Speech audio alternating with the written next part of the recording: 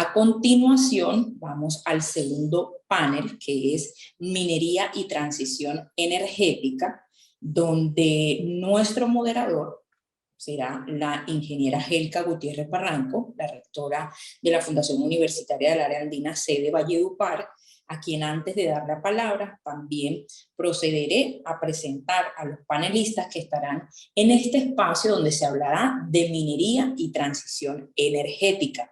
Para ello nos acompaña el señor Oscar Darío Amaya Navas, quien es abogado especialista en Derecho Económico de la Universidad Externado de Colombia y doctor en Derecho Ambiental, fundador y director de la especialización en Derecho del Medio Ambiente y de la maestría en Derecho de los Recursos Naturales de la misma Casa de Estudios. Se ha desempeñado como viceministro de Ambiente y procurador delegado para asuntos ambientales y agrarios. Actualmente magistrado de la Sala de Consulta y Servicio Civil del Consejo de Estado. Nos acompañará también en este panel de minería y transición energética el señor Juan Camilo Nariño, presidente de la Asociación Colombiana de Minería, economista, magíster en acción pública y participación ciudadana. Ha desempeñado cargos de alto nivel en el sector público y privado, de los cuales se destaca director de asuntos corporativos de Anglo Gold Ashanti, vicepresidente ejecutivo y gerente seccional Bogotá, Cundinamarca de la ANDI, entre otros. El señor Amílcar Acosta, quien es economista de la Universidad de Antioquia y político colombiano. De su amplia experiencia se destaca senador de la República, ministro de Minas y Energía, concejal de Medellín, concejal de Riohacha y presidió la Cámara de Comercio de esta misma ciudad. Fue jefe del Departamento Administrativo de Planeación de La Guajira y coordinador regional de planificación de la Costa Atlántica, entre otros. En este espacio también estará el señor Carlos Andrés Cante Puentes, economista especializado en finanzas en la Universidad del Rosario con maestría en Gobierno y Asuntos Públicos, con amplia experiencia en gobernanza de recursos mineros. Se ha desempeñado como director técnico de minas, director de formalización minera y viceministro de Minas de Colombia. Actualmente es el presidente ejecutivo de la Federación Nacional de Productores de Carbón, FENALCARBON. Entonces, les recordamos a las personas que permanecen conectadas que vamos a iniciar entonces el panel denominado Minería y Transición Energética, moderado por la ingeniera Helka Gutiérrez Barranco, rectora de Área Andina, sede Valledupar. Bienvenida, ingeniera, nuevamente.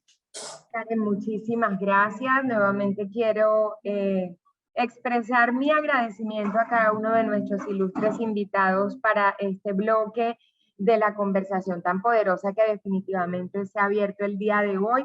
Creo que ya todos han puesto mucho o han allanado el camino para que nosotros podamos hablar en este bloque sobre transición energética en Colombia, ¿cierto? La energía definitivamente es fundamental para agregar valor a esos procesos productivos.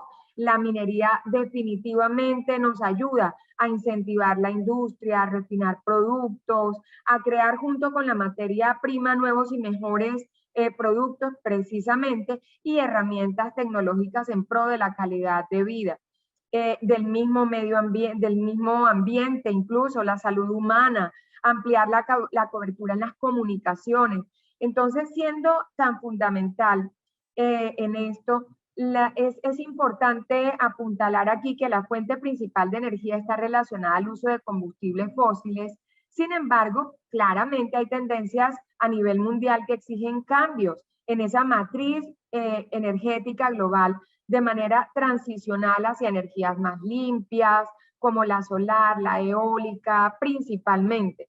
Y aunque la matriz energética nos muestra un uso muy desequilibrado, pues nosotros tendremos justamente que contribuir a ese necesario equilibrio. Yo no quiero extenderme en el preámbulo, porque tenemos con nosotros definitivamente un grupo experto a quienes queremos escuchar en esta tarde. Tenemos, como ya lo anunciaba Carelis, a Juan Camilo Nariño, presidente de la Asociación Colombiana de Minería, a quien quiero darle paso porque en pocos minutos también estará reuniéndose con uno de los candidatos presidenciales, doctor Juan Camilo. yo quiero invitarlo a que usted abra su micrófono y nos cuente un poquito cuál es la percepción del gremio minero con respecto a esa transición energética y qué aporta a la minería en su implementación. Te escuchamos, Juan Camilo. Tienes en mute el micro. No te escuchamos, lo tienes en mute. Creo que es solo abrir el micrófono allí en la... De pronto, ¿qué será? ¿Qué será? Porque te aparece cerrado. Eso. Ya.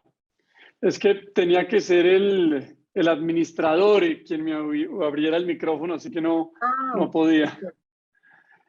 Pues un saludo, Helka, para ti. Me complace volverte a ver. Creo que esas reuniones que hemos hecho allá en Valledupar, en la Universidad de la Área Andina, hablando de minería, hablando de los aportes de la minería con un grupo importante de personas, de contratistas del entorno minero en Valledupar, del entorno académico, del entorno social, pues han sido muy útiles. Así que te lo agradezco y me complace volverte a ver acá. Un saludo para todos, un saludo para Milka, para los demás panelistas. Me complace estar aquí, y para la querida Piedad, que siempre dedica horas enteras a convocarnos, a ayudarnos a tener estas conversaciones.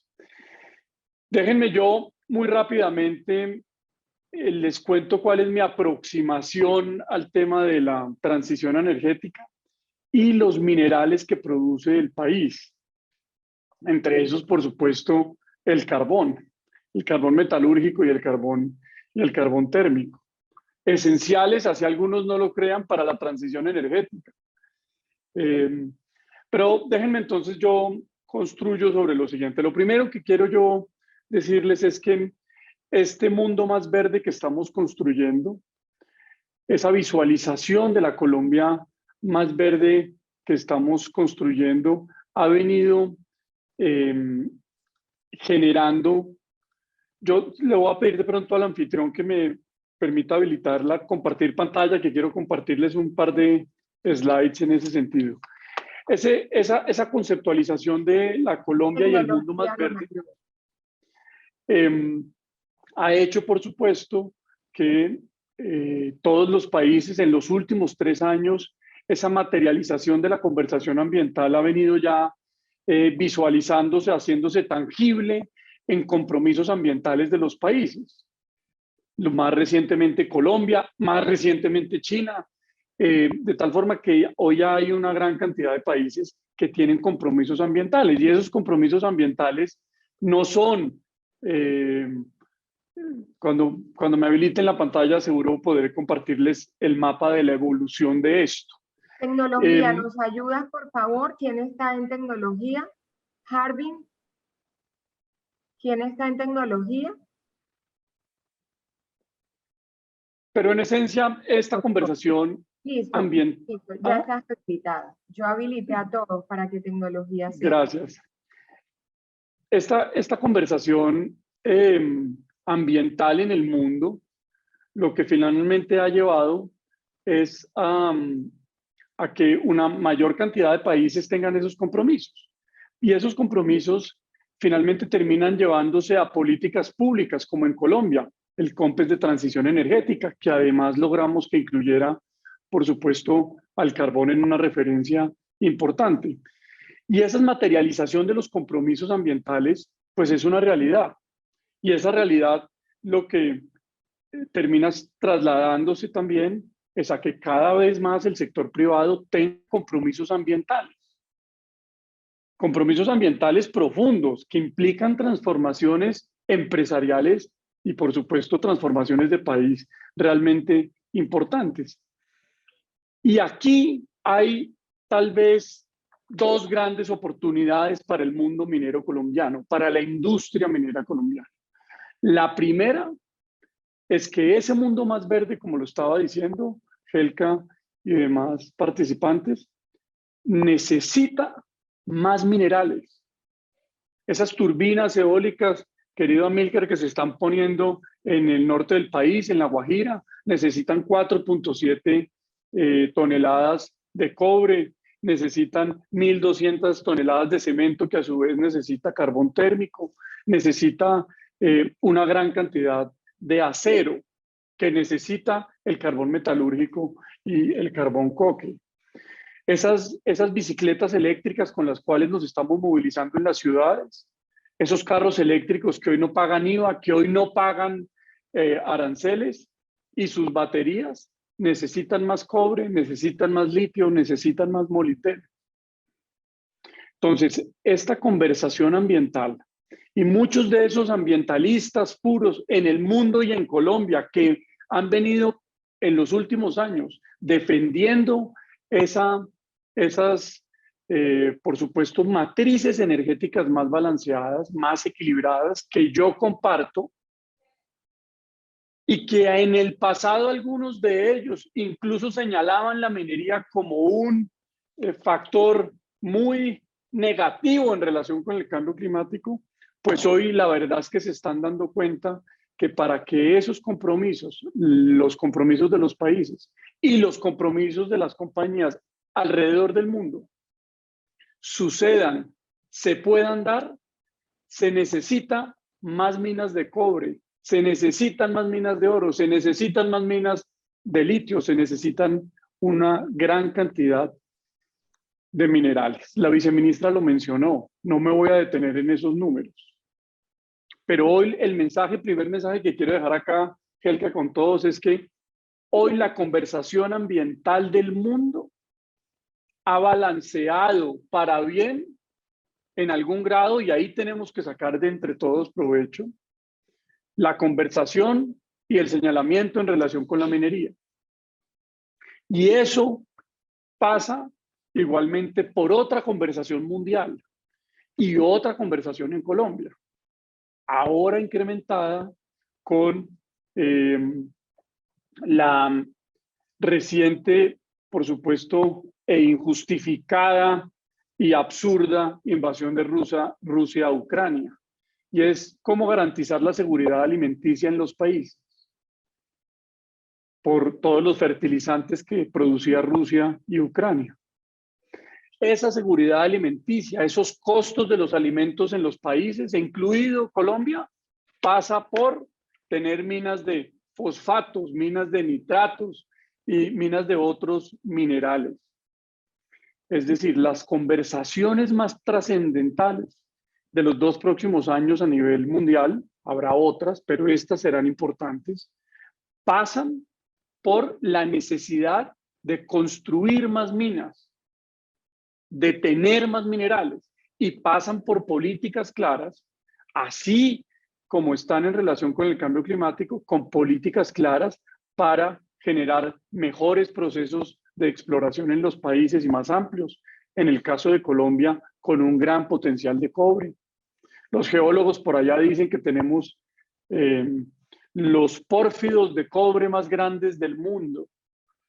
Siempre, doctora Milcar, desde que usted era ministro, nos le decían, Colombia es un país con un gran potencial geológico. Y todos nos sentíamos orgullosos y nos sentimos orgullosos del potencial. Hace 40 años nos estamos sintiendo orgullosos del potencial. Pasemos a sentirnos orgullosos de la certeza geológica.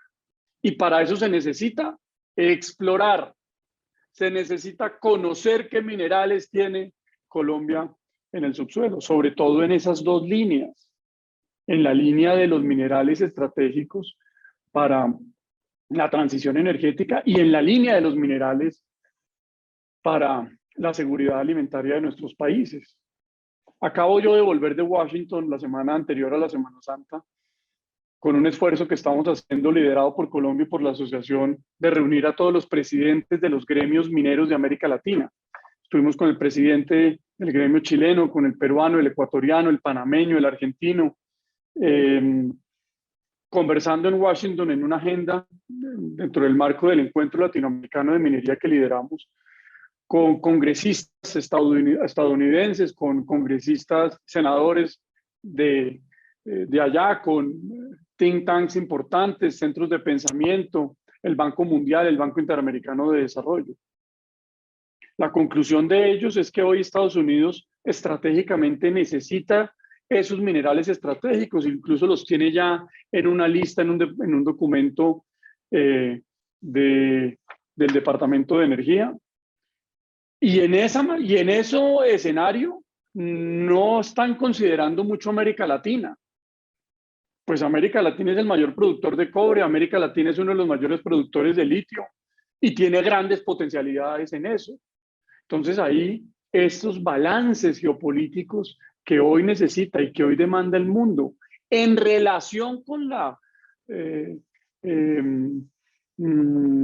producción de minerales, pues necesariamente América Latina y también Colombia cumple un papel importante.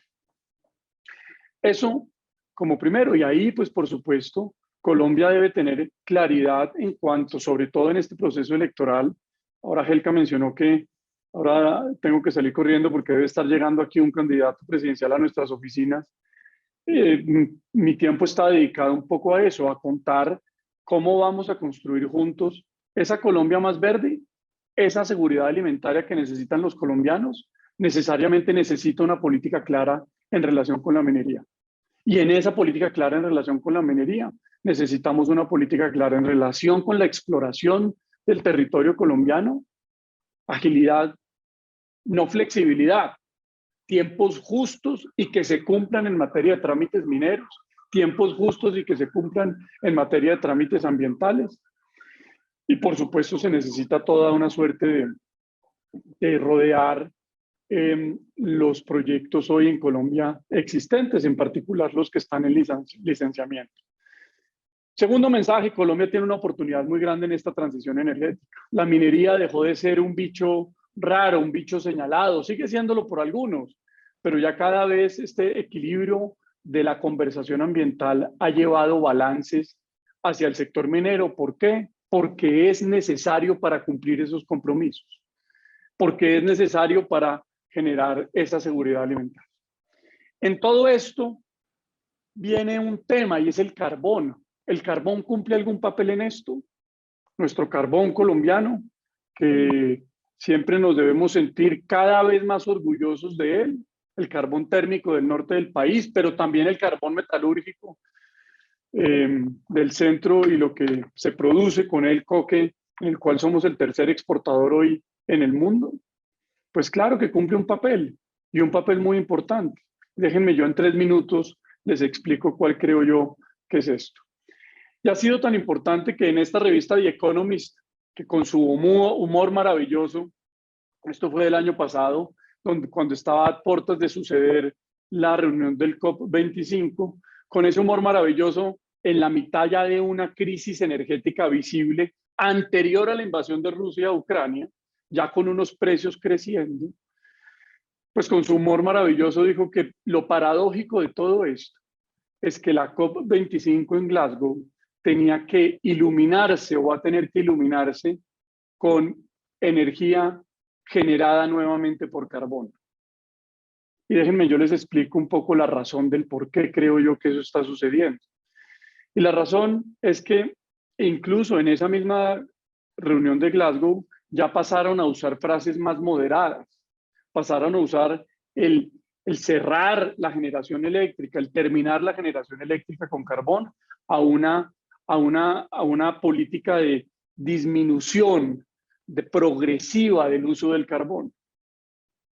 Porque en los desbalances energéticos que se generaron en el mundo, pues generan también unas enormes fluctuaciones económicas y riesgos económicos y riesgos de no poder sacar de la pobreza muchas poblaciones en el mundo. Lo paradójico de todo esto es que en los momentos en que el mundo estaba hablando más de la disminución de la generación eléctrica con carbón, fue cuando el mundo en su historia más carbón ha consumido.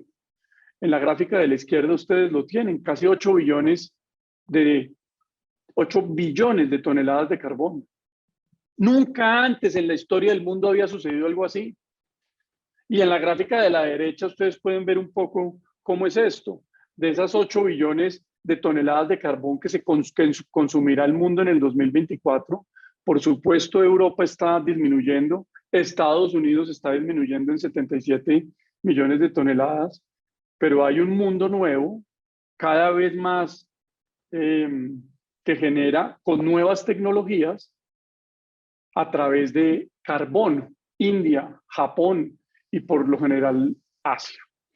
Eso no significa que esos países asiáticos no estén invirtiendo en nuevas tecnologías. Esto es lo paradójico de todo esto.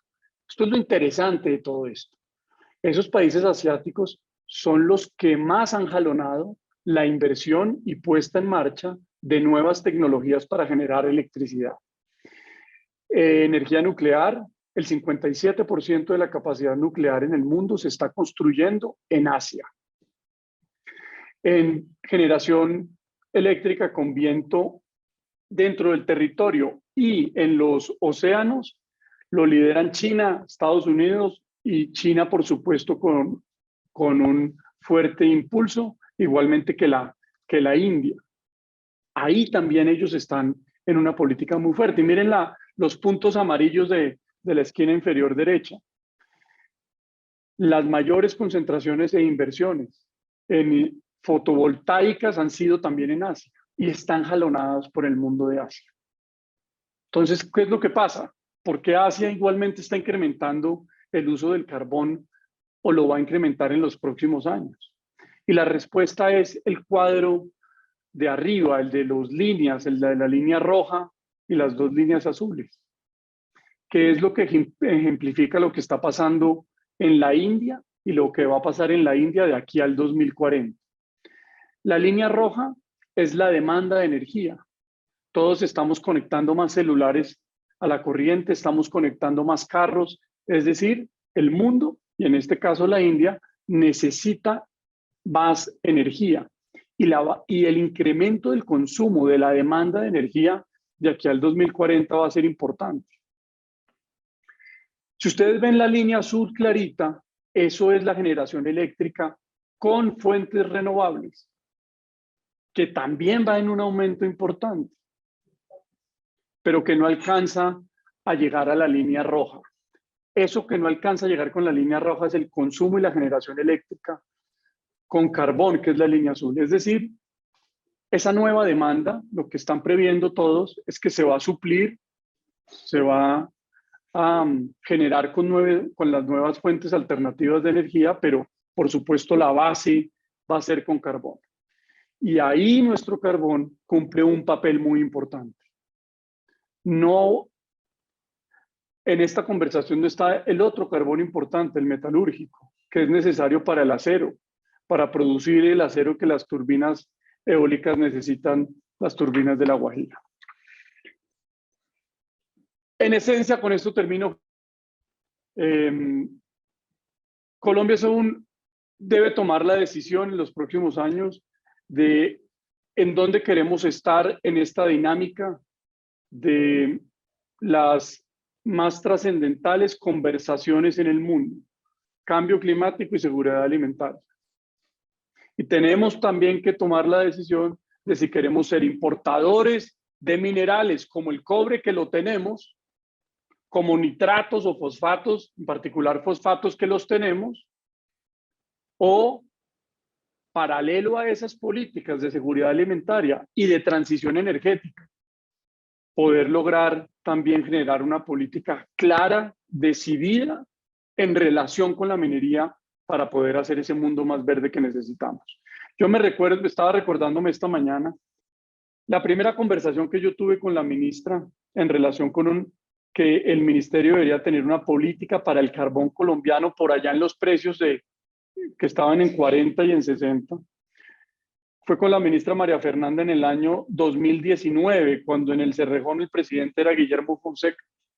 2019, logramos ya después de muchos años tener una política para el carbón y que el carbón sea visible en las políticas públicas. En particular también ya se materializó en el COMPES de transición energética. El carbón para Colombia es muy importante. No dejemos y no nos metamos en esta conversación de que el mundo va a dejar de comprar carbón. Y por supuesto, metámonos de lleno en la conversación de los minerales que necesitamos para garantizar un mundo más verde y una Colombia más verde hacia el futuro. Gracias, Helka. Un saludo para todos. Me alegra haber estado aquí con ustedes.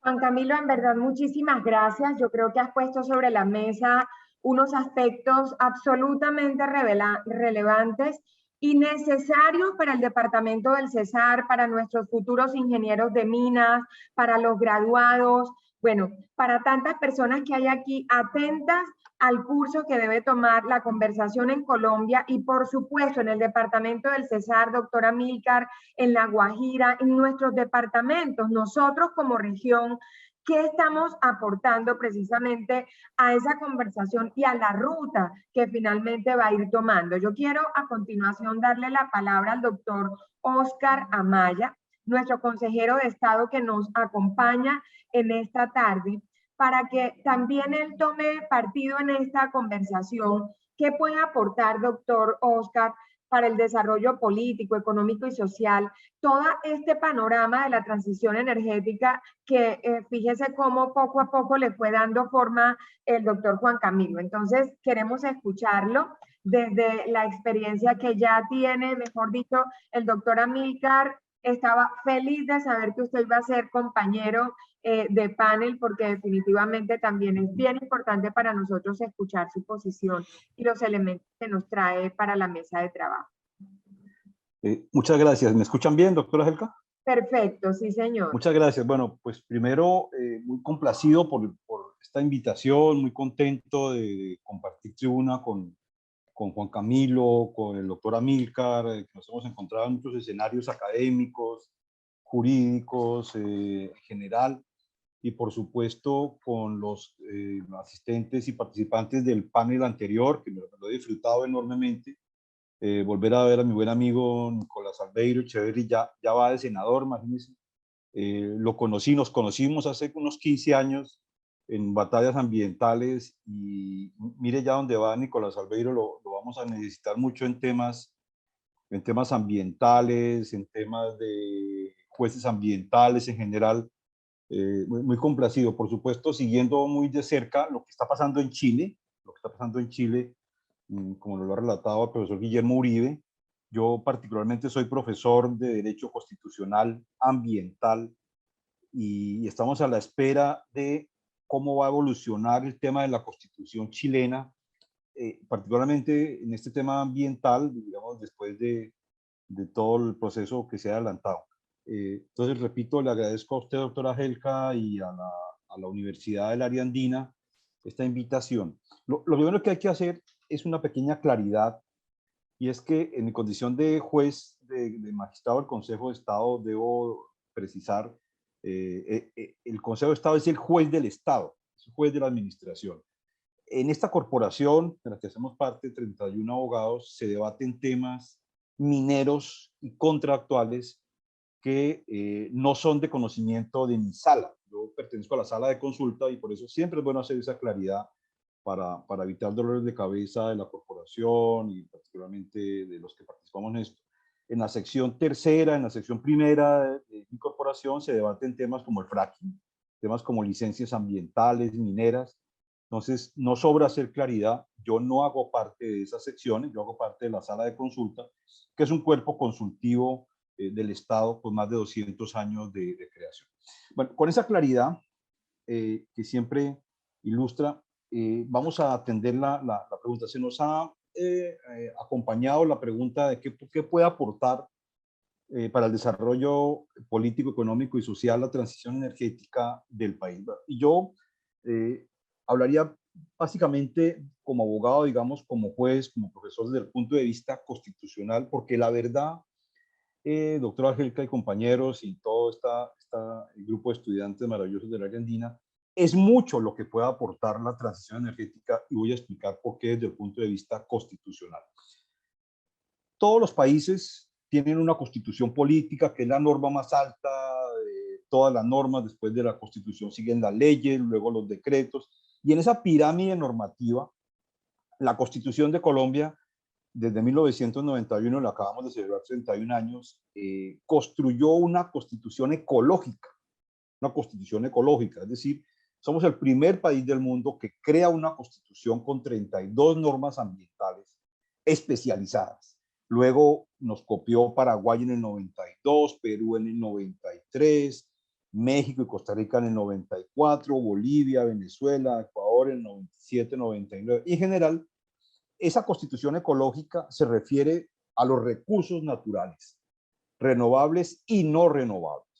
Eso es una primera claridad. Segundo, estamos asistiendo a una ecologización grande, bien lo ha expuesto Juan Camilo, una ecologización grande de todos los temas.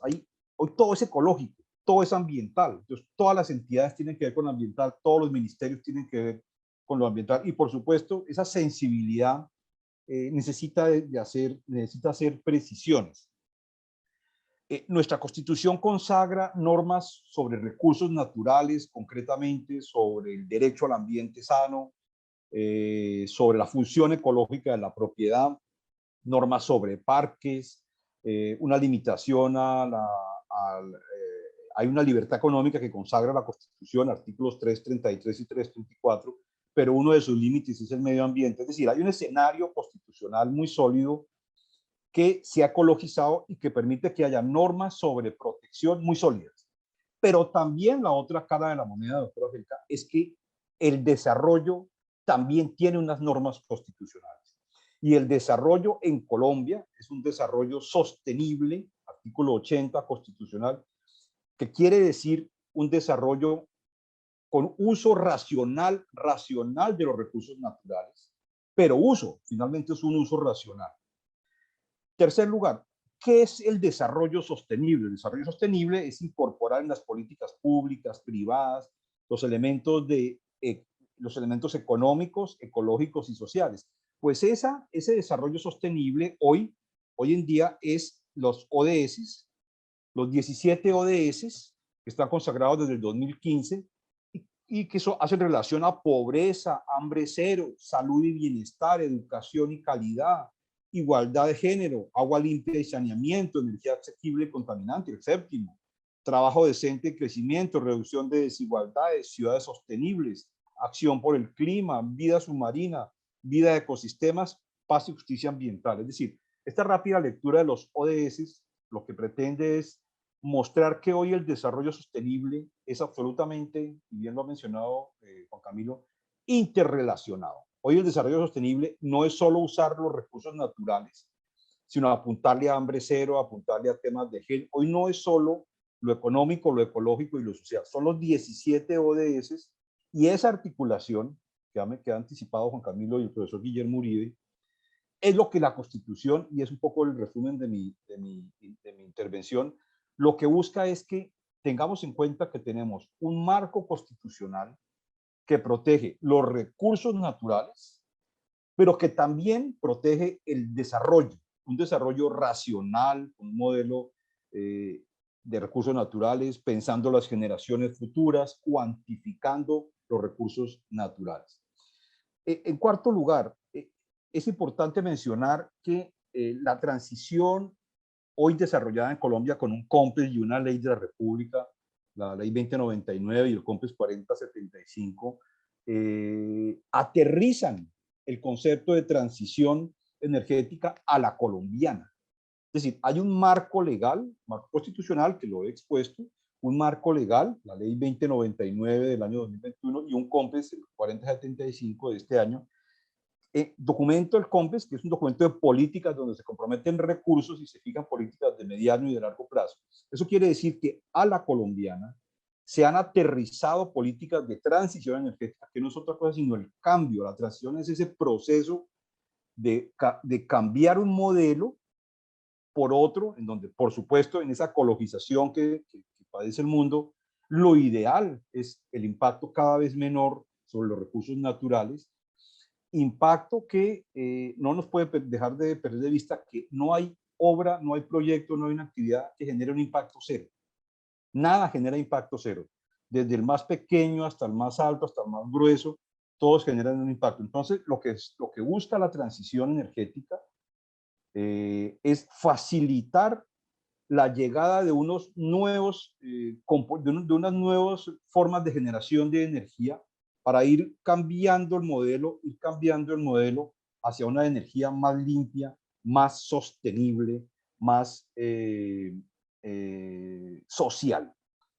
Por último, siempre llamo la atención sobre la necesidad de fortalecer a las autoridades ambientales. Como bien lo sabe el ministro Amílcar Acosta, el Sistema Nacional Ambiental en Colombia es un sistema que tiene unas particularidades muy propias. El sistema ambiental en Colombia, que lo integra el Ministerio de Ambiente, las corporaciones, los institutos de investigación, parques, se sostiene con 12 ingredientes. Uno, por eso se llama corporaciones autónomas, porque se sostiene, esa autonomía se relaciona a dos cosas: recursos propios, es decir, el Estado no le gira recursos, sino es a través de un porcentaje del predial. Entonces, por eso hay corporaciones muy sólidas como la CAR de Cundinamarca, la CRA de Barranquilla, la CBC del Valle, que tienen los prediales muy fuertes. Y la otra, pero hay unas corporaciones como la de la Amazonía, como de la Orinoquía, que no tienen prediales. Entonces, desde el punto de vista institucional, un llamado de atención. He revisado exhaustivamente el COMPES y sobre todo la ley 2099. Me gusta mucho, digamos, es una ley que hay que darle espacio, me parece bien organizada, pero me parece que hay un punto, compañeros de panel, y es que hay que pensar en el fortalecimiento institucional. Es decir, esas autoridades ambientales, que son las que están vigilando, unas muy criticadas, como todas las entidades públicas, unas muy satanizadas, que tienen recursos propios, que tienen un mecanismo, que tienen un gobierno propio, requieren estar preparadas también a hacer una transición institucional. O sea, el Sistema Nacional Ambiental tiene que prepararse para hacerle seguimiento a la transición energética. Hasta ahí dejaría yo, doctora Helka, mi primera intervención. Muchas gracias a usted, un privilegio disfrutar estos colegas de panel. Gracias. No, en verdad que es un lujo estar aquí. Yo espero que mis estudiantes estén más atentos que nunca, porque aquí casi que estamos haciendo un nivel posgradual en todo este tema. Bueno, ya lo vimos de formalización minera, pero en este caso de transición energética. Y el doctor Amaya, doctora Amílcar, pone sobre la mesa, pone sobre el tapete ese aterrizaje a la colombiana, como lo dijo vía la ley 2099 y el COMPES 4075. Y nos mostraba cómo estamos tratando a través de estos instrumentos de política, a través de todo esto de planeación que normalmente retomamos, cómo vamos a cambiar ese modelo por otro que genere un menor impacto, que, bueno, que nos ayude a tener ese mundo verde, como decíamos, ese mundo más verde, y cómo podemos lograr. Ya traía una reflexión muy importante que yo incluso se la he escuchado a usted: toda actividad humana genera un impacto, pero estamos llamados también, como lo decía el doctor Amaya, en esta invitación que nos hace a considerar también el fortalecimiento institucional de las autoridades ambientales tan criticadas, pero que definitivamente a todo hay que pensar en ponerle músculo. Así las cosas, doctora Amílcar, la pregunta para usted es: ¿considera usted que está ya preparada Colombia para suplir esas energías tradicionales por las energías alternativas, a la luz de lo que Juan Camilo trae en esas reflexiones mundiales y el doctor Amaya nos hizo el aterrizaje a la colombiana, como él lo ha dicho? Doctora Amílcar. Muchas gracias, Helka, por tu invitación y un saludo a la Universidad Área Andina, muy cercana a mis afectos, y muy complacido de alternar en este panel con Juan Camilo y con Oscar. Con Oscar, desde cuando yo estaba en el Congreso de la República, con mucha frecuencia intercambiábamos ideas, criterios sobre estos aspectos, y qué bueno que haya escalado hasta llegar al Consejo de Estado, en donde este sector medioambiental está muy bien representado. Comienzo por decirte, Helka, en respuesta a tu pregunta, que la transición energética está alineada con el Acuerdo de París y con los Objetivos del Desarrollo Sostenible. Ambos nacieron en el año 2015. Por eso yo acostumbro a decir que hay un antes y un después del año 2015. Y el Congreso de la República, a través de la ley 1844 del año 2017, ratificó ese Acuerdo de París, de manera que tiene un poder vinculante, como dicen los abogados, para el Estado colombiano. Pero ese mismo año, decía, se aprobaron también los 17 Objetivos del Desarrollo Sostenible, que entre otras cosas fue una iniciativa de Colombia, que fue presentada en la Cumbre Río +20 en el año 2012, en donde fue acogida inicialmente y luego, ya lo dije, en el año 2015 fue adoptada por las Naciones Unidas. El Acuerdo de París y los Objetivos del Desarrollo Sostenible coinciden, convergen en un objetivo fundamental que tiene que ver con la descarbonización de la economía, con miras a enfrentar los retos que plantea el cambio climático. Los distintos países han hecho sus compromisos, se han fijado metas. En el caso de Colombia, inicialmente se fijó en el 20%, pero el presidente Duque aumentó esa ambición de Colombia y la planteó en un 51% de reducción de las emisiones de gases de efecto invernadero hacia el año 2030.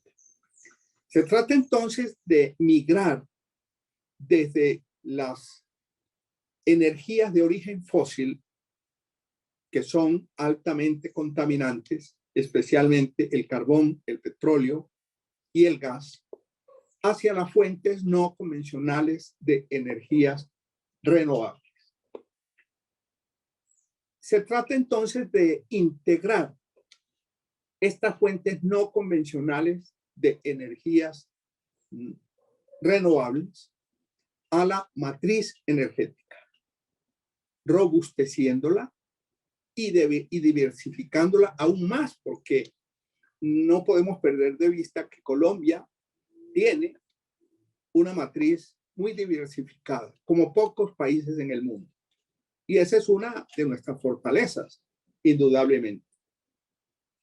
Tú me preguntabas si el país está en capacidad, está preparado para suplir las energías tradicionales por las energías alternativas. Yo diría que no se trata propiamente de suplir. Se trata más bien de complementar y, como ya lo dije, de robustecer y diversificar aún más nuestra matriz energética, dado que no se trata de un salto energético. Yo he sido reiterativo en mis planteamientos a este propósito en respuesta a algunas posiciones un poco extremas. No se trata de dar un salto energético, se trata de una transición energética que se tiene que dar de manera gradual y progresiva. Y cada país se dará su propio ritmo de transición. En eso coincido con Oscar. Nosotros tenemos que hacer una transición energética a la colombiana. Esto entonces me lleva a decir que esa complementariedad tecnológica entre las energías, las fuentes de energía convencionales con las no convencionales, me lleva a plantear algo que me parece fundamental. Y es que para que esta transición sea exitosa, las fuentes convencionales están llamadas a servir de respaldo a las fuentes no convencionales de energías renovables, y las fuentes no convencionales de energías renovables están llamadas a servir de respaldo de las fuentes convencionales de energía. Tanto más en cuanto que las fuentes no convencionales de energía, particularmente la energía eólica y la solar fotovoltaica, son intermitentes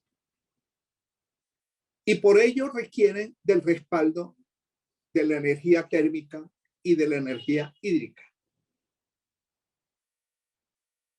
Muy seguramente hacia el futuro requerirán menos de ese respaldo en la medida en que la tecnología avance y podamos ir resolviendo el almacenamiento de energía a través del sistema de baterías.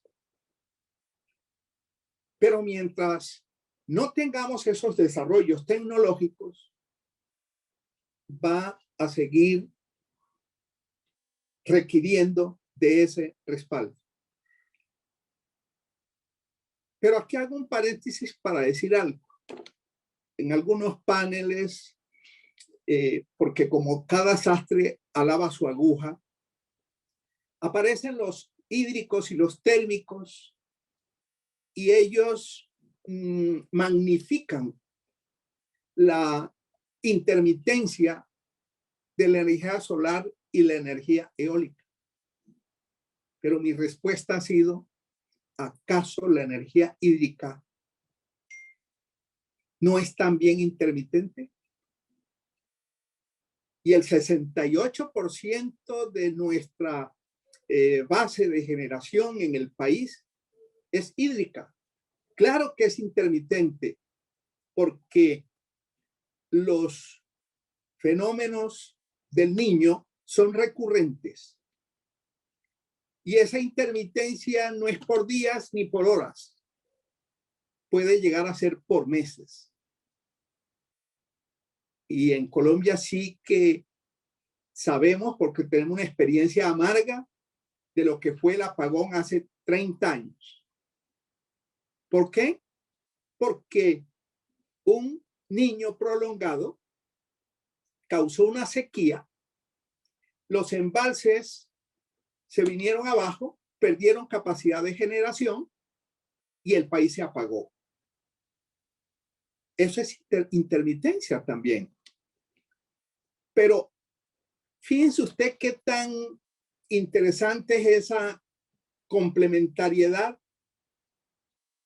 Si tenemos en cuenta que una de las características que tiene la energía eólica y la energía solar es que son contracíclicas. ¿Qué quiero decir con esto? Que justamente cuando el verano es más intenso y la sequía es mayor, es cuando la velocidad del viento es mayor y es cuando tenemos más horas de sol y mayor radiación solar. Dios sabe cómo hace sus cosas.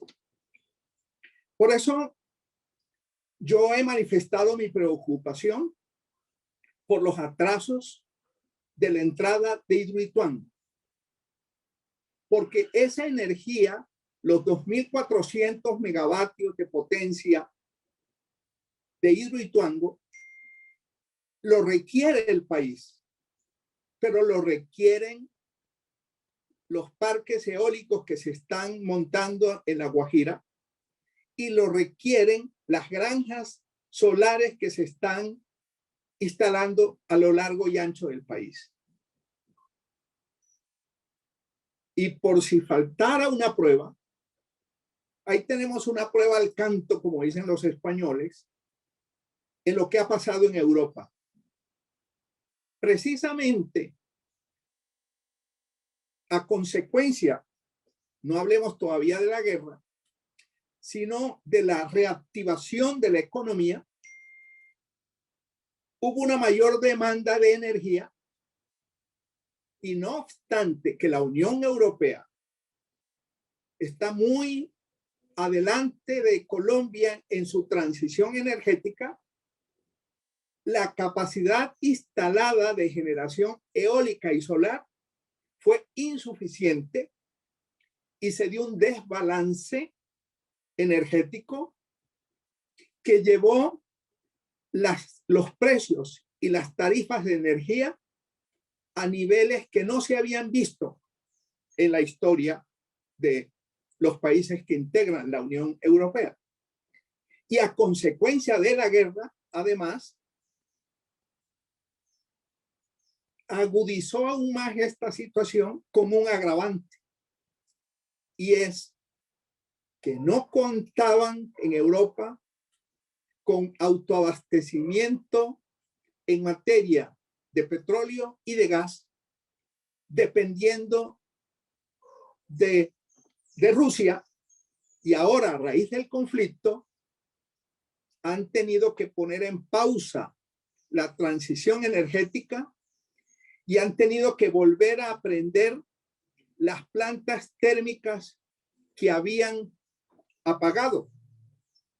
Y hoy, nuevamente, está cobrando importancia la generación térmica, tanto a gas como carbón. ¿Y esto en qué se ha traducido? En un alza inusitada de los precios del carbón, increíblemente rozando los $300 la tonelada, cuando en el año 2020 llegó a $35. Y los precios del petróleo por encima de $100, cuando en el año 2020 quienes tenían petróleo pagaban a los que le compraban para que se llevaran el petróleo. Esto puso de manifiesto la importancia de la seguridad energética. Seguridad energética que si no se tiene, como está ocurriendo en Europa y en el mundo, está llevando incluso a la inseguridad alimentaria. Por ello, Colombia tiene que tomar atenta nota en el sentido de que estas fuentes no convencionales de energías renovables no vienen a desplazar a las fuentes convencionales abruptamente, sino de una manera gradual y progresiva, que es fundamental garantizar la seguridad energética del país, y justamente a ello contribuye la integración de las fuentes no convencionales de energía renovable a la matriz energética, porque le da una mayor resiliencia a esa matriz energética frente al cambio climático, lo cual nos asegura de paso que vamos a poder tener un sistema energético que garantice la firmeza y la confiabilidad en la prestación de este servicio, que es un servicio esencial. Me refiero al de electricidad, y por lo tanto es un derecho fundamental de todos los colombianos. Y termino diciendo que Colombia tiene un enorme potencial, afortunadamente, de esas fuentes no convencionales de energías renovables. Solamente en pequeñas centrales hidroeléctricas para generar energía a filo de agua sin necesidad de embalses, en energía eólica, en energía solar y en energía con base en la biomasa, tiene un potencial de 135 gigavatios, que representa prácticamente 8 veces la capacidad instalada que hoy tenemos en todo el país de generación de energía, que está aproximadamente en 17 gigavatios de potencia. Y a esto súmele el potencial que tiene Colombia en el hidrógeno, en la producción de hidrógeno, especialmente de hidrógeno verde, basado en esa base, en ese soporte que vamos a tener de la capacidad de generación de energías limpias, sin perder de vista que el objetivo de la transición energética no es solamente la integración de estas fuentes no convencionales de energías renovables a la matriz, sino además tiene que apuntarle a la electrificación de la economía y además trabajar en todo lo relativo a la eficiencia energética. En Colombia tenemos una eficiencia energética de solamente el 34%, lo cual quiere decir que estamos derrochando, que estamos desperdiciando el 66% de la energía que se genera. Por lo pronto, dejo allí.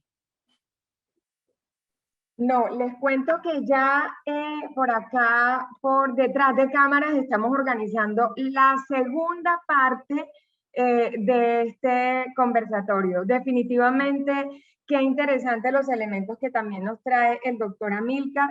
Definitivamente concluimos que tiene que ser a la colombiana, que reconocemos ese tremendo potencial que tiene Colombia, pero que también se reconoce no solo un potencial, sino un derroche. El doctor Amílcar Acosta ha hablado de un derroche, de una eficiencia energética que no se puede desconocer, pero que definitivamente tenemos que ser más eficientes, más oportunos y entender que definitivamente no es un salto, sino que será gradual, será progresivo y tendrá que ser a la velocidad que nuestro país, y que en este caso Colombia, tendrá a su ritmo. Ya está con nosotros también Carlos Andrés Cante, bienvenido, presidente de Fenalcarbón.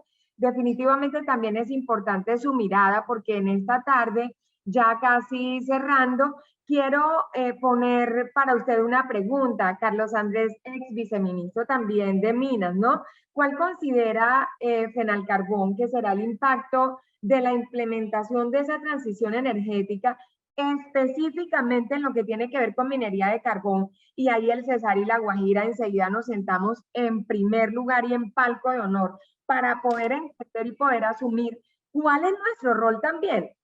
Juan Camilo decía al inicio, ¿qué posición quiere adoptar Colombia en todo lo que tiene que ver con esta discusión que se está dando? ¿En qué rol queremos jugar nosotros desde Colombia en todo este proceso que definitivamente se está dando en este balance geopolítico en relación con la producción de minerales, ¿verdad? La pregunta entonces para el doctor Carlos Cante. Bienvenido una vez más y gracias por aceptar nuestra invitación. Carlos. Gracias, Helka. Un saludo para ti y para toda la familia de la Universidad del Área Andina. Es un placer volver a estar con ustedes ahora en esta posición de defensa gremial. Como Amílcar hemos estado muchos años nosotros en la discusión de lo que le conviene al país desde la perspectiva del sector extractivo y qué importante escucharnos y sobre todo dialogar y conversar con la academia, con los estudiantes, con los futuros profesionales que demanda este sector y sobre todo traer los mensajes que muchas veces se pierden en esta discusión de la falsa alarma ambiental que se ha generado alrededor del cambio climático. Yo creo que cuando hablamos de transición energética debemos considerar todos los combustibles y todas las tecnologías necesarias para alcanzar esos objetivos de cambio climático, así como lo planteó Amílcar, y sobre todo permitiendo que los países tengan sus propios ritmos y sus propias prioridades de acuerdo a sus recursos en materia minera y de acuerdo también a su contribución en materia de emisiones. Y lo primero que vale la pena aquí preguntarnos es si verdaderamente nosotros estamos entendiendo qué es este tema de transición energética. Porque a veces nosotros entramos al rompe como los grandes expertos a hablar de transición energética, a hablar de Ucrania, a hablar de Rusia, a hablar de la Unión Europea y hablar de cosas que seguramente la opinión pública en general no tiene claro. Y por eso quiero mostrarles un par de slides simplemente para un poco visualizar qué estamos entendiendo nosotros por transición energética. Cuando a los empresarios les preguntan si saben efectivamente cuál es el conocimiento que tienen acerca de los compromisos de Colombia para mitigar el cambio climático, pues uno se queda absorto de saber de que esta fue una encuesta que hizo recientemente, hace 2 meses tal vez, la Cámara de Comercio de Bogotá, en donde se concentra el 30% del PIB nacional. Aquí están las casas matrices de la mayoría de nuestras empresas, y cuando se le pregunta a 1.513 CEOs de compañías afiliadas a la Cámara de Comercio de Bogotá si saben qué es descarbonización, el 72.9%, el 73% dijeron no tengo conocimiento. Pero estamos hablando todos de descarbonización en el país, estamos hablando todos de descarbonización en el mundo. Los candidatos presidenciales están hablando de descarbonización. Es triste, señores estudiantes, profesores, investigadores, escuchar a los candidatos presidenciales. Fue más triste escuchar también a muchos congresistas. Nicolás, que ha estado metido en este tema, ha sido una persona que se ha interesado mucho por conocer y entender, pero no es nuestra clase política precisamente la que más se involucra en el conocimiento de estos temas. Entonces, si usted dice, la gente está hablando de cambio climático, de transición energética y está hablando de descarbonización y no tiene idea. Si no tienen idea los empresarios, la opinión pública en general tampoco lo tiene, los estudiantes. Por eso muchos discursos populistas que hoy se están dando a nivel general en el país plantean la descarbonización como la necesidad de acabar con el carbón y no con los efectos contaminantes de los combustibles fósiles y de todas las actividades humanas, porque el problema acá son las emisiones y la única fuente de generación de emisiones no es la generación de energía, no es el sector industrial, son en general todas las actividades humanas, y por eso al dar la discusión nosotros de para dónde vamos, de qué debemos hacer, pues debemos plantear primero que el problema no está ahí en el combustible fundamentalmente, el problema no está ahí en lo que estamos utilizando nosotros para generar energía o para los procesos industriales, sino fundamentalmente en las emisiones, y la descarbonización tiene que ver con eso, con la reducción de las emisiones de carbono, que es lo que mucha gente no está entendiendo. Partiendo de esa base, pues ahí es donde decimos, pues en ese sentido debemos hablar de una transición endógena y hablar de la transición exógena. Es decir, hablemos, como lo han planteado mis antecesores, de lo que debe significar la transición en Colombia. Un país que no genera el 0,6% de las emisiones a nivel global, pues un país que debe ponerse en una posición en donde, pues realmente cuando usted ve los compromisos que ha asumido Colombia, que todavía debemos ser bastante realistas acerca de si verdaderamente vamos a ser capaces de cumplirlos, partiendo de que una de las principales fuentes de generación de emisiones, o por lo menos de liberación de CO2 en el país, es el alto índice de deforestación que tenemos precisamente para cultivos ilícitos y extensiones agropecuarias, y no las actividades industriales. Inclusive algún senador alguna vez en la Comisión Quinta Milca, lo recuerda, nos decía, es que Colombia es un país tan pobre y tan poco industrializado que apagamos Colombia y no pasa nada, absolutamente nada en materia de emisiones a nivel global. En ese sentido, ¿cuáles son nuestras cifras? Es que nosotros, ¿de qué dependemos? Amílcar planteaba, el 69% de nuestra generación eléctrica depende de hidro y necesita un respaldo, y ese respaldo hoy está garantizado fundamentalmente con térmicas, a gas y a carbón, más o menos, en una proporción mitad y mitad, porque tiene, de acuerdo totalmente con Amílcar, también tiene su periodo de intermitencia, porque precisamente por ser Colombia un país que tiene una matriz tan limpia, es una matriz muy vulnerable al cambio climático, porque cuando hay fenómeno del Niño y no tenemos lluvia, el nivel de los embalses cae, y entonces tenemos que entrar a generar respaldo. Y ese respaldo hoy significa al año un consumo de más o menos 5 millones de toneladas de carbón térmico que se producen en el interior del país, fundamentalmente en operaciones de pequeña minería. Estamos hablando de 1.200 títulos mineros, 6.500 operaciones mineras de pequeña minería, de mucha minería que está haciendo un tránsito de la informalidad a la formalidad, pero que son operaciones de minería subterránea que ha ido pasando de la subsistencia a la formalidad en los últimos 20 años, digámoslo así. Pero son los que sustentan la generación de ese parque térmico a carbón, 5 millones de toneladas, y más o menos unas 2 a 3 millones de toneladas en Colombia de carbón térmico son utilizadas por la industria en los diferentes procesos productivos. Es que el carbón térmico también se utiliza para hacer cemento, también se utiliza en los procesos industriales para hacer ladrillo, también se utiliza en los procesos textileros. Ahora estábamos en reunión con el candidato Federico Gutiérrez y hablábamos precisamente de los textiles. Muchas de las calderas de los procesos industriales en Colombia utilizan carbón y nos estaban diciendo, ¿y cómo hacemos para transformar ese proceso? Y es que el carbón se puede utilizar, hay que mirar cuál es el proceso industrial y la tecnología que tú estás utilizando, qué tipo de filtros estás utilizando, porque lo que hay que tratar de reducir son las emisiones, y sabiendo que tú tienes una fuente importante de ese recurso en el país, es que nosotros tenemos recursos por más de 16.000 millones de toneladas, Helka, de recursos de carbón en el país.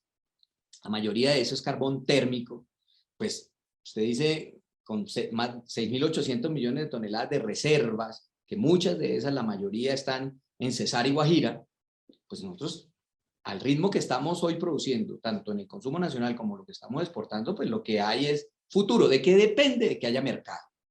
Internamente, lo que nosotros hemos dicho es, tenemos que seguir avanzando en la incorporación de fuentes de energías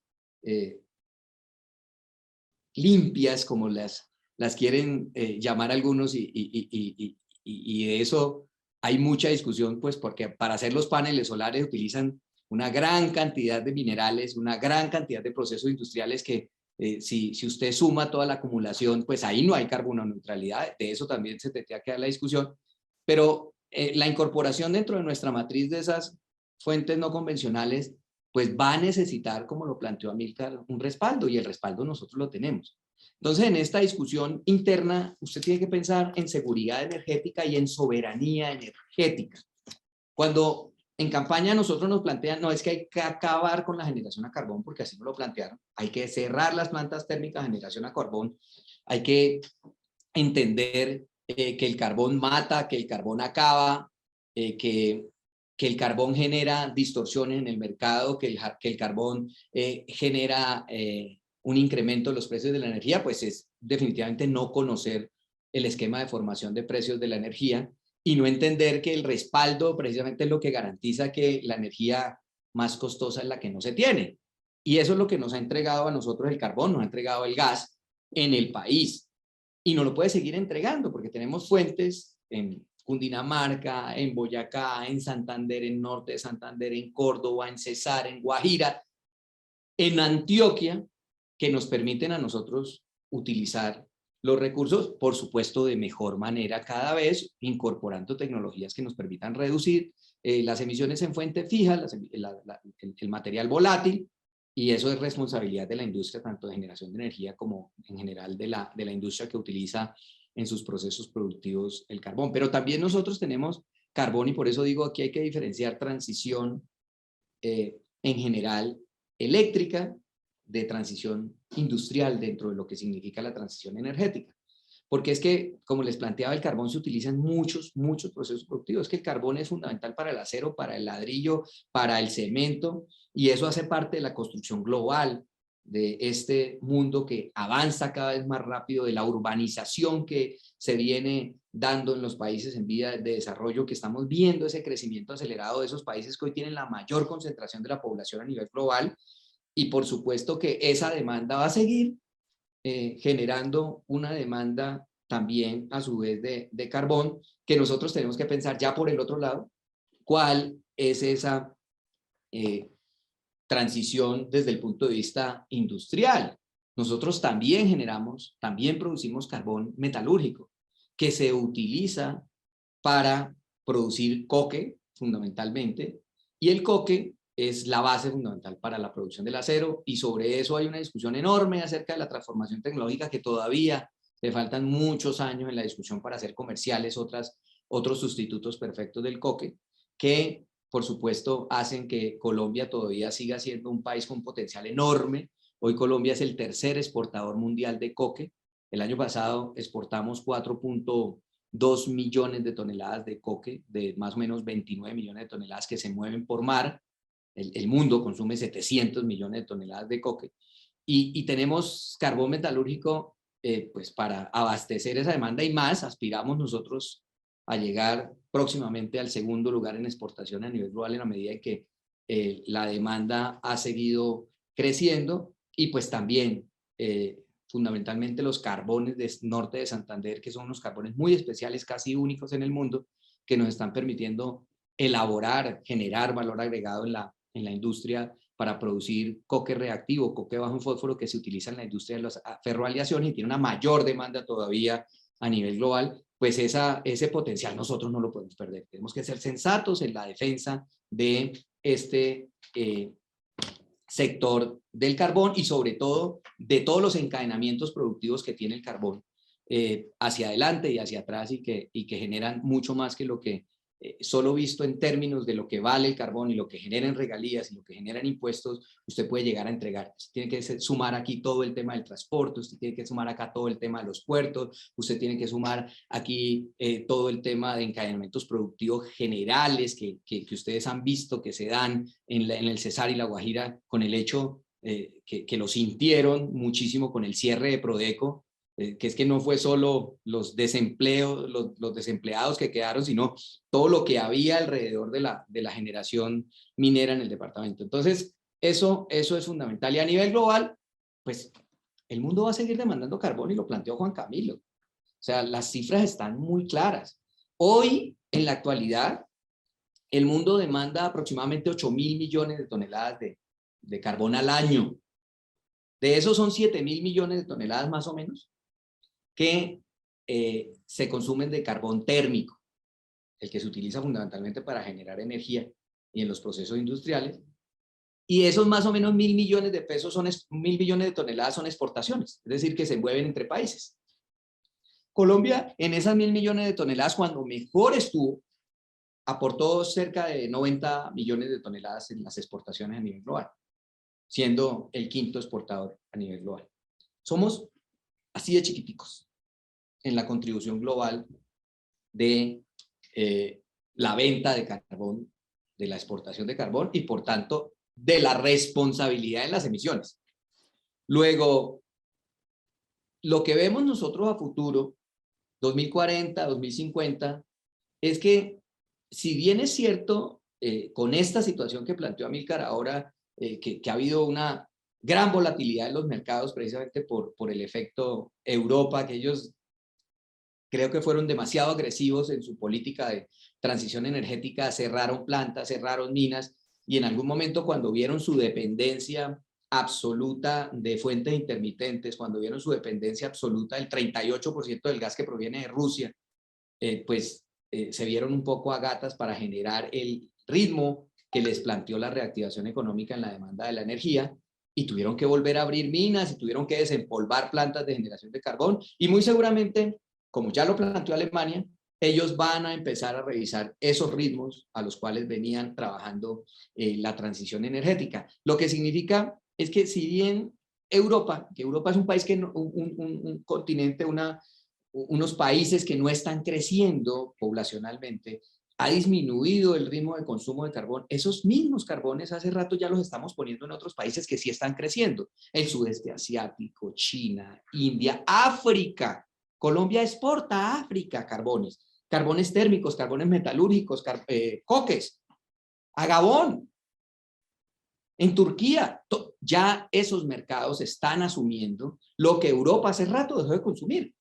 Y van a seguir consumiendo porque el ritmo de crecimiento de esas poblaciones de un país como India, que va a tener 1.500 millones de habitantes a la vuelta de 10 años, de China, que demanda 4.000 millones de toneladas de carbón al año, de los países del sudeste asiático y la necesaria evolución y el crecimiento que va a demandar combustibles fósiles baratos, como lo ha planteado el presidente de Senegal en África como tal, que al ritmo que quiera, creciendo al 1% los países más pobres de África van a demandar más fuentes de energía, más urbanización, y eso por supuesto va a jalar a que a 2040, 2050 se sigan demandando las mismas 8.000 millones de toneladas de carbón, con las reducciones que usted quiera en los países ricos en materia de consumo.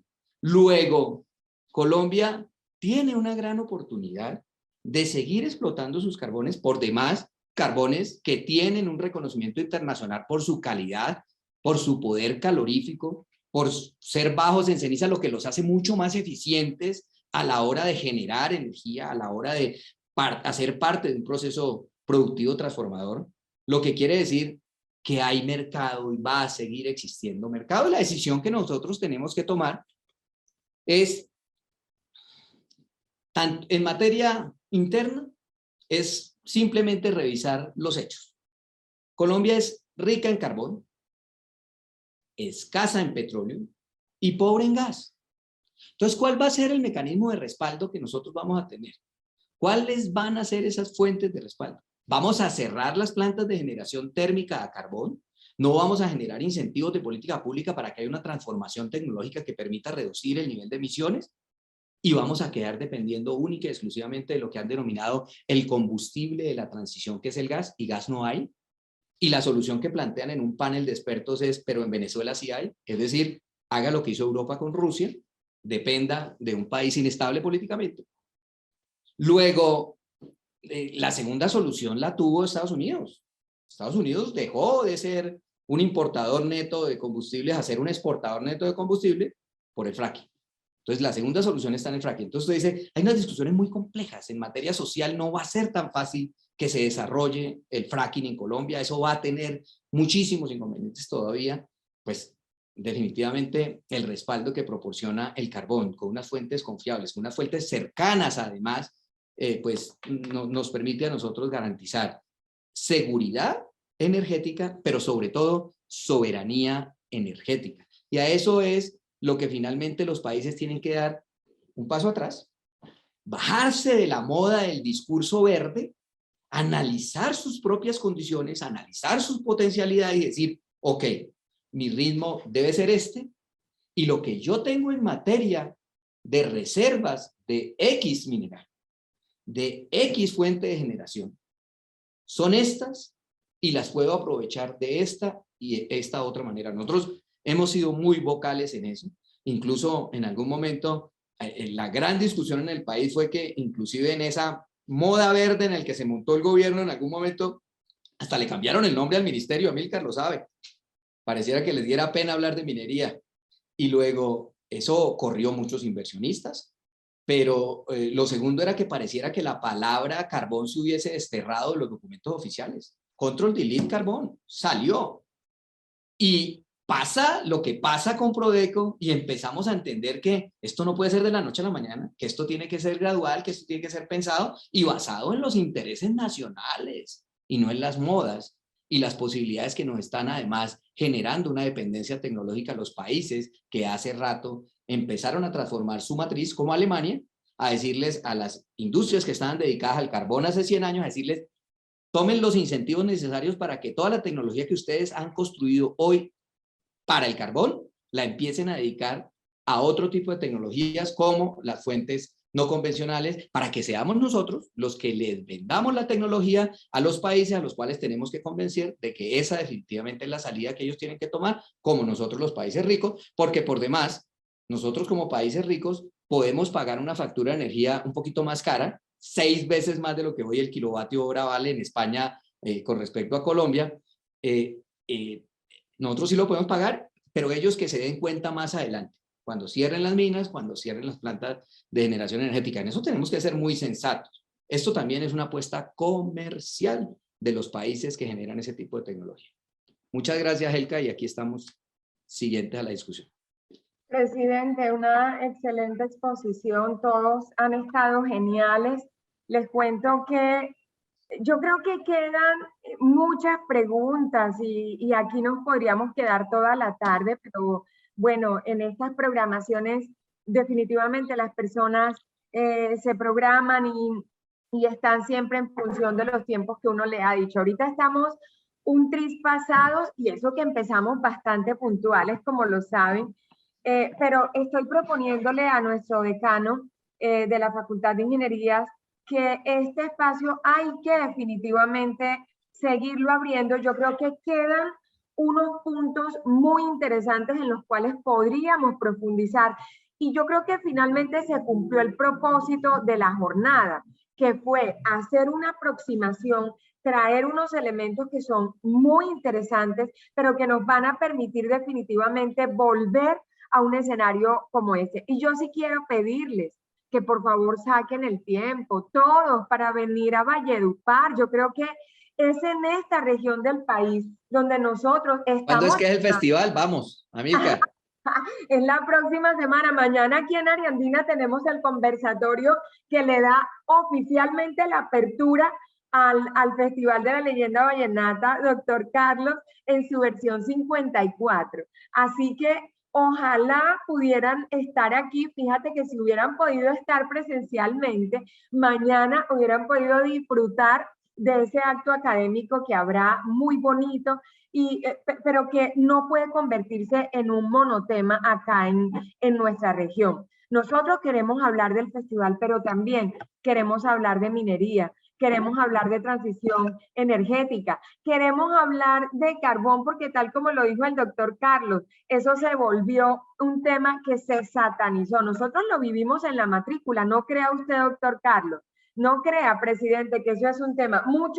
Muchos de nuestros jóvenes tienen un discurso sin fundamento, tienen un discurso que otros se han encargado justamente de poner en boca de ellos, sin muchos argumentos como los que muchos de ustedes han dado el día de hoy. Y yo les agradezco en verdad a cada uno de ustedes. Vuelvo y les digo, hay muchas preguntas. Realmente a mediano plazo las energías alternativas, nos pasaba un estudiante, ¿reemplazarán las energías fósiles? Yo creo que el doctor Amílcar respondió esta pregunta. Esto no va a ser un salto. Muchos de ustedes lo trajeron también, ¿verdad? Sobre la mesa de trabajo, y definitivamente el doctor Oscar lo dijo, será a la colombiana, será al ritmo en que nuestro país lo pueda hacer. El gremio está preparado para una demanda de minerales en la implementación de la transición energética. Creo que todos abordaron de alguna manera y en alguna medida esta pregunta también. Me encantaría invitarlos a que si frente a estas preguntas que han pasado nuestros estudiantes, de qué manera el Estado está fomentando la transición, que creo que también muchos lo abordaron, el que quiera puede abrir su micrófono y agregar si considera que de pronto hay algún elemento que debe quedar también sobre la mesa. Estamos grabando este evento y muchos volverán sobre él. Doctora Amílcar, sí. Elka, para un comercial, a propósito del Festival de la Leyenda Vallenata, te acabo de enviar en este momento a tu WhatsApp mi escrito sobre la leyenda vallenata, y se lo mandé también a Carlos. Desafortunadamente, Oscar, no tengo actualizado tu número. Ojalá me lo hicieras hacer llegar para también, y a Guillermo, para todos hay. Ya mismo lo comparto también con los contactos que tengo. No los tengo todos, pero excelente. Voy a mirar a ver si antes de que se termine el evento puedo ponerlo en el chat de esta salita para que todos puedan llevárselo. Qué maravilloso aporte, excelente. Sobre la transición vallenata.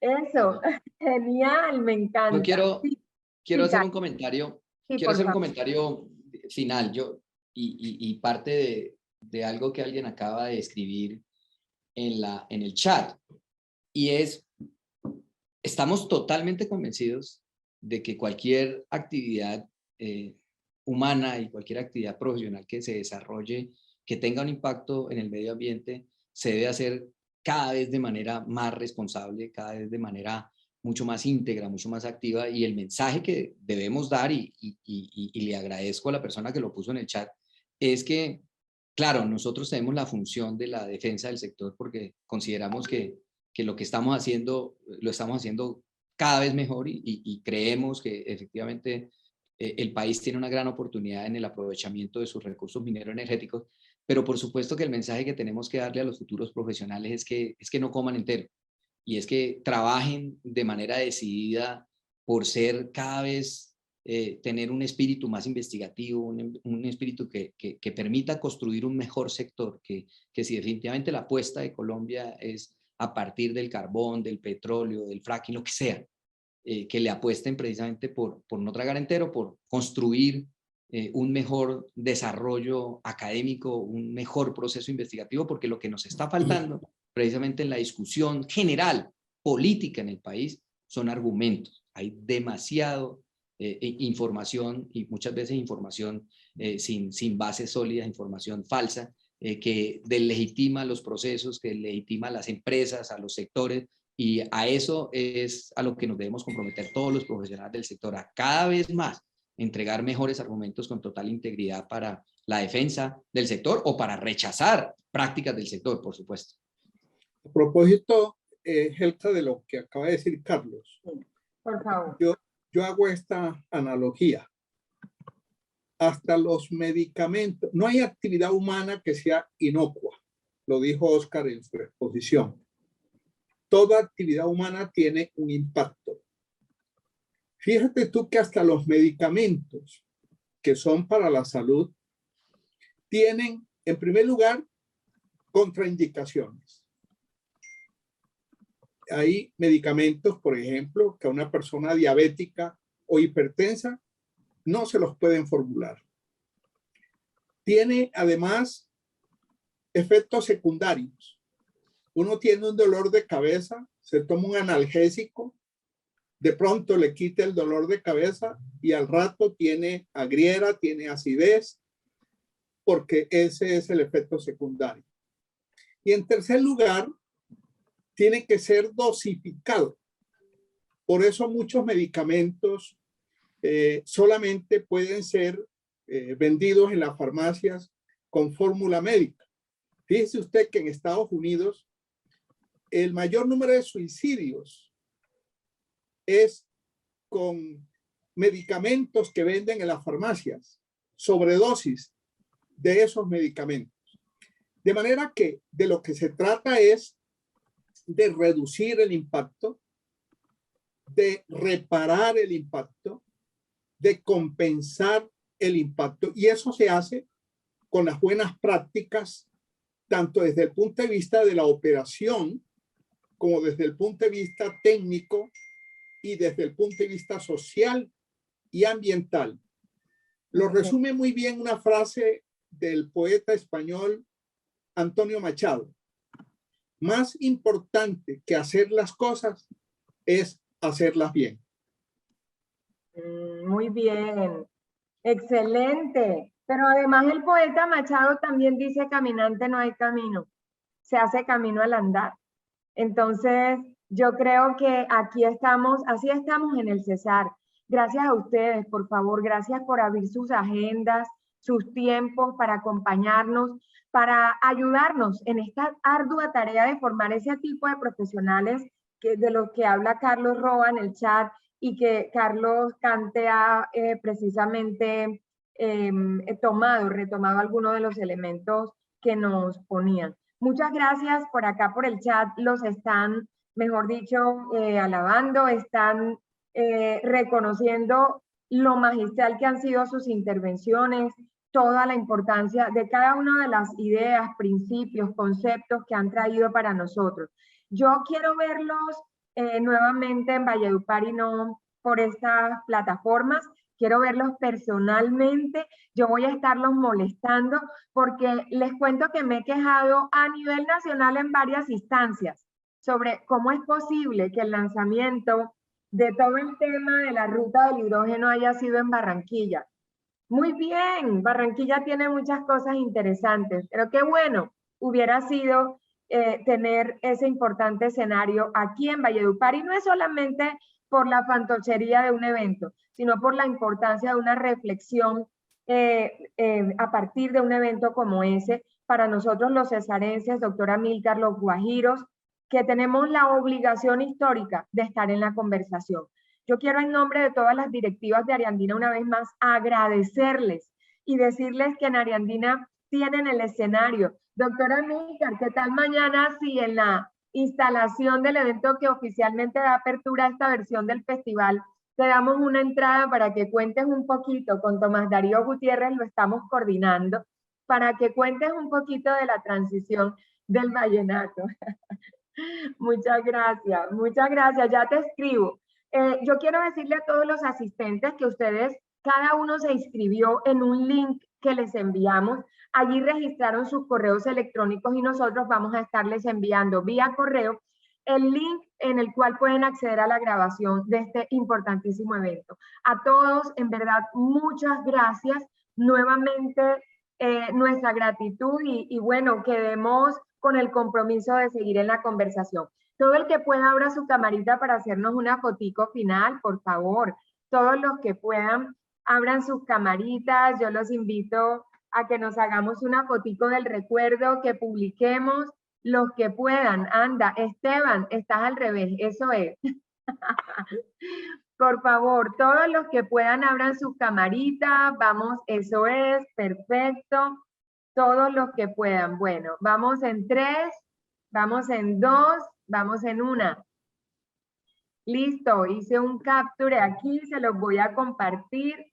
Vamos a estarlo compartiendo a todos.